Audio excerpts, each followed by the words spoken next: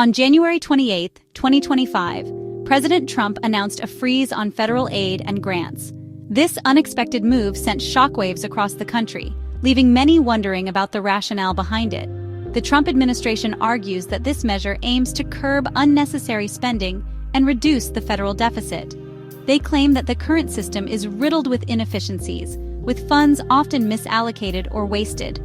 However, critics argue that this freeze will have a devastating impact on vital programs across various sectors. They point out that federal aid is often a lifeline for struggling communities and institutions, enabling them to provide essential services. The debate is heating up, with both sides digging in their heels.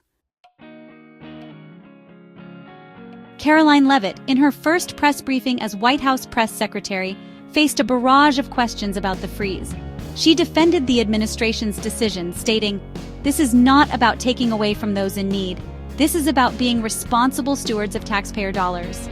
Leavitt emphasized the need for greater accountability and transparency in how federal funds are allocated and spent. She assured the American people that the administration is committed to finding alternative ways to support essential services and programs. However, she stopped short of providing specific details on what these alternatives might be. Her words did little to quell the anxieties of those who rely on federal aid.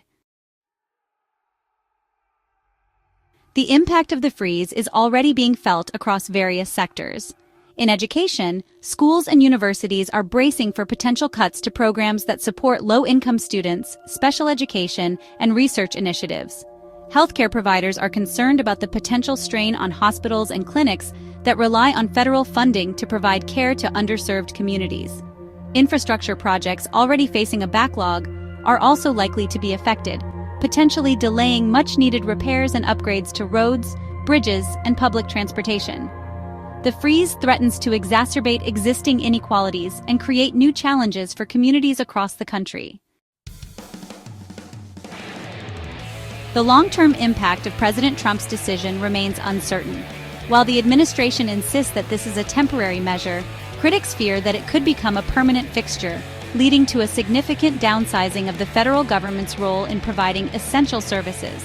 Public reaction to the freeze has been swift and divided.